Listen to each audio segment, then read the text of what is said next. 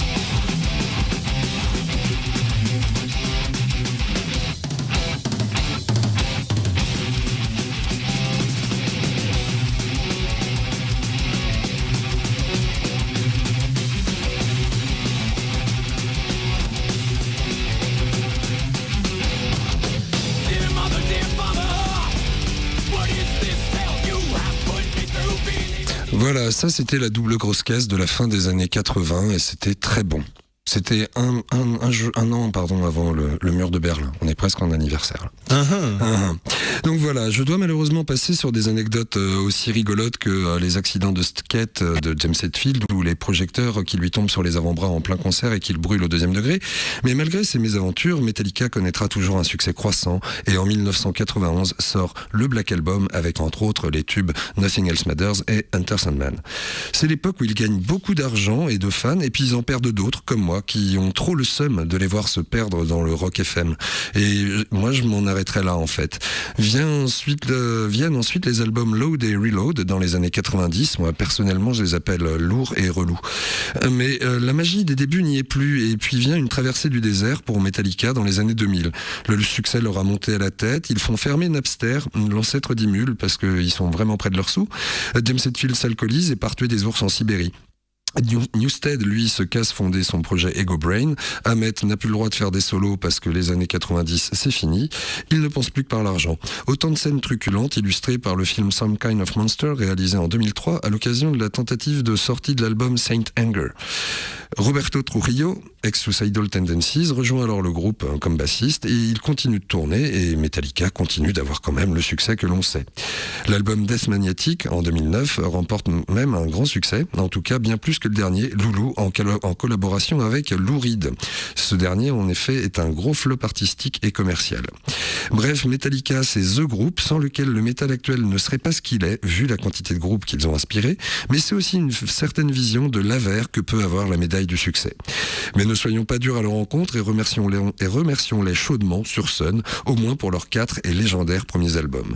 Et je vous propose, chers auditeurs, cher Guillaume et chère Christine Boutin, déçus que vous êtes qu'il ne soit pas au Hellfest 2015, de nous quitter sur Anesthesia Pulling Teeth, l'anesthésie d'arrachage de dents, solo de basse de Cliff Burton, issu de Kill 'Em All 1983. Et bien sûr, je vous dis à la semaine prochaine pour quelque chose de très différent. Christine Boutin qui a d'ailleurs, je crois, pris son passe 3 jours oui, pour le Hellfest. Ouais, elle m'a appelé tout à l'heure pour me dire qu'elle sautait de joie et qu'on allait s'y retrouver. Très bien, eh bien, nous aurons le plaisir de la retrouver là-bas. Merci beaucoup, Hugo. Merci Guillaume. Et puis à la semaine prochaine. À la semaine prochaine. Allez, soyez rock.